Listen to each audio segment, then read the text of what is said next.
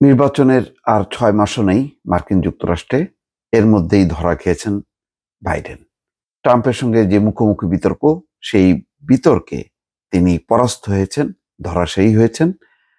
বলা হচ্ছে যে বাইডেনের বয়স, সেই বয়সের কারণে তিনি কুলিয়ে উঠতে পারেননি ট্রাম্পের ক্ষুরধার যুক্তি বা তর্কের বিপরীতে। যুক্তরাষ্ট্রে আগামী নভেম্বরে অনুষ্ঠেয় প্রেসিডেন্ট নির্বাচনে আগে প্রথম মুখোমুখি বিতর্কে সাবেক প্রেসিডেন্ট ডোনাল্ড ট্রাম্পের কাছে অনেকটাই ধরাশায়ী হয়েছেন বর্তমান প্রেসিডেন্ট জো বাইডেন। বিতর্কে ভালো করতে না পারায় বিরক্ত তার সহকর্মী ডেমোক্রেটরাও। এই খবরটার শিরোনাম, যেটি রয়টার্স পাঠিয়েছেন, যে বয়স হওয়ার কথা স্বীকার করলেন বাইডেন। বিতর্কে ভালো করতে না পারার বিষয়টি বাইডেন নিজেও স্বীকার করেছেন। তার বয়স হয়েছে বলেও তিনি মনে করেন, তবে প্রতিদ্বন্দ্বিতা থেকে সরে দাঁড়ানোর কোনো ইঙ্গিত বাইডেন দেননি। রিপাবলিকান প্রতিদ্বন্দ্বী ট্রাম্পকে হারানোর প্রত্যয় ব্যক্ত করেছেন তিনি। বিতর্কের পরদিন স্থানীয় সময় গতকাল শুক্রবার বিকেলে নর্থ ক্যারোলাইনায় এক নির্বাচনী সমাবেশে ৮১ বছর বয়সী বাইডেন বলেন, স্পষ্ট করে বলতে গেলে আমি জানি আমি তরুণ নই। ট্রাম্পের সঙ্গে প্রথম বিতর্ক বাইডেনের জন্য পরাজয় হিসেবেই দেখছেন বেশিরভাগ মানুষ।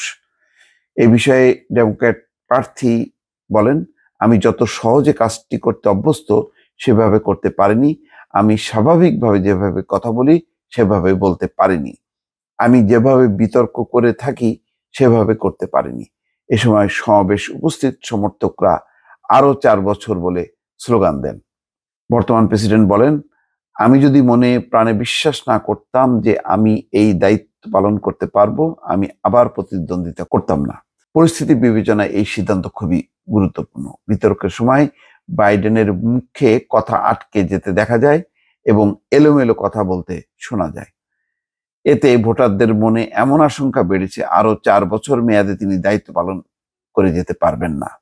বাইডেনের পরিবর্তে অন্য কাউকে প্রার্থী করা হবে কিনা এমন চিন্তাভাবনাও উস্কে দিয়েছেন ডেমোক্রেটিক পার্টির কয়েকজন সহকর্মী। তবে বাইডেনের প্রচার সহকারী মাইকেল টেইলর সাংবাদিকদের বলেছেন, এ ধরনের সম্ভাবনা নিয়ে কোনো আলাপ আলোচনা হচ্ছে না।